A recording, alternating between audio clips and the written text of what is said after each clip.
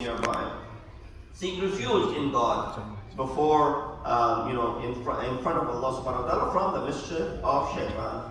And then when you finish, go ahead and recite Sadaqallahul Aliyyul Azim. That indeed what I recited is truthful and truthful kalam of Allah who's Azim. This is the kalama as far as the etiquette of reciting Quran. And of course, when you begin the surah or when you begin the recitation, you always begin with Bismillah ar-Rahman ar-Rahim, and I don't need to tell that the importance of reciting Bismillah.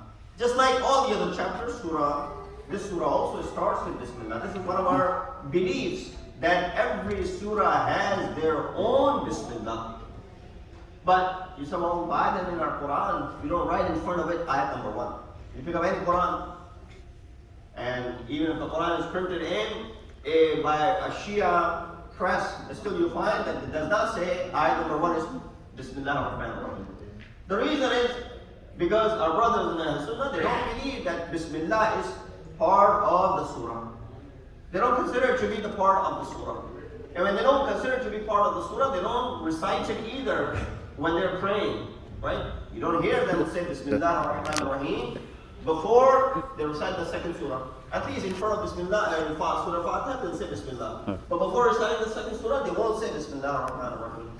So they don't consider, according to their madhab, Bismillah is not part of each and every single chapter of Quran. In order to keep that harmony, in order to sort of show that all the Qurans are similar, you would find that we don't write ayat number 1 in front of Bismillah ar-Rahman ar-Rahim either. Instead, you will find that Bismillah is the first ayah, and then it is incorporated in the very first ayat of each chapter.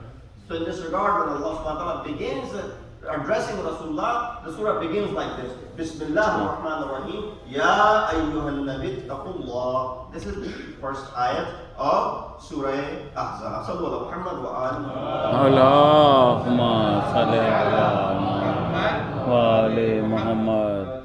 So as I promised, inshallah, I'll get into a couple of ayat tonight because we've been reading these ayat and have not been able to recite. There was some kalam which is in regards to Bismillah that I will skip for the brevity of time, and inshallah we will mention that at another time. The first ayat which I recited for you is Ya ayyuhan nabi ittaqullah wa la tuti'il kafirina wal munafiqina inna Allah kana aliman hakima. That oh Nabi, we talk about ayyuhan nabi and we talk about Ya, so I'm not going to repeat that. Allah subhanahu wa ta'ala uses harf nida to address the Prophet, but with respect. The word ayyuha in between Ya and Nabi is just merely there for the respect of Rasulullah. If you say Ya Nabi, it does not sound as respectful. When we say Ya ayyuhan Nabi, it just shows that maqam of Rasulullah, which is of course above every human being. It says ittaqullah. O Rasul, fear Allah subhanahu wa ta'ala. Now this is where some debate is. That if Allah tells you and I ittaqullah, it makes sense. Because we're not at the level of taqwa yet.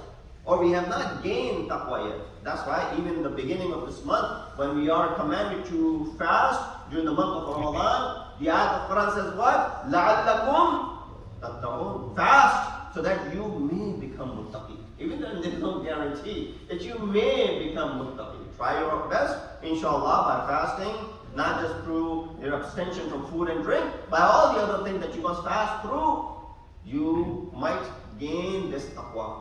But that is understandable to you and I. But why is it that Allah subhanahu wa ta'ala is telling the Nabi of Islam, the one who is إِنَّكَ لَعَلَى خُلُقٍ عَظِيمٍ, the one who is at the highest standard of morality, that there isn't any etiquette or ethics or akhlaq which Prophet has not undertaken already. He is, as the later ayat of Quran will talk about, that Prophet is that role model. Inna fi Rasulillahi uswatun hasana, right? We created in the form of Rasulullah that uswa hasana for you. He's the best role model for you. Then why is it that Allah subhanahu wa ta'ala is through telling Prophet, O Prophet, fear Allah. Have the taqwa of Allah subhanahu wa ta'ala. Mufassirin have given a few answers to that. Number one, tell the Prophet for the sake of people. It's not telling the Prophet directly, it's telling the people to adopt the taqwa of Allah subhanahu wa ta'ala, to practice the taqwa of Allah subhanahu wa ta'ala. By telling the Prophet, everyone else is being addressed. There's a slang that you tell the door, the wall will hear it as well. Right? So you're telling the door, but you want the wall to hear it as well. And that's what's being done over here. You're telling Prophet, but through this you mean to go ahead and address it to everyone else which is in the surrounding. That's one. Number two, Prophet, you are at the highest level of taqwa. We know that. But ittaqillah, remain steadfast on this taqwa. There will come opportunities in front of you, especially in front of you, O Prophet. Life will not be easy for you. There will be ebbs and flows in your life, and you'll be facing a lot of troubles. Therefore, taqwa is something that you will need every step of the way. So make sure that you practice this taqwa and you remain steadfast as far as this path of taqwa is concerned. And lastly, as I have run out of my time, there are levels of taqwa. While Rasulullah is at the highest level of taqwa, Rasulullah asks this ayat of Quran, all of you know, وَقُرْ رَبِّ زِدْنِي إِلْمًا. Right? وَقُرْ رَبِّ زِدْنِي إِلْمًا. Oh Allah, increase me in knowledge. Rasulullah has all the knowledge in the world, but still is making this dua, Allah, increase me in knowledge. Why? Because that is which is with you, O Allah, I can never comprehend, I can never have the complete ihata of everything that you possess.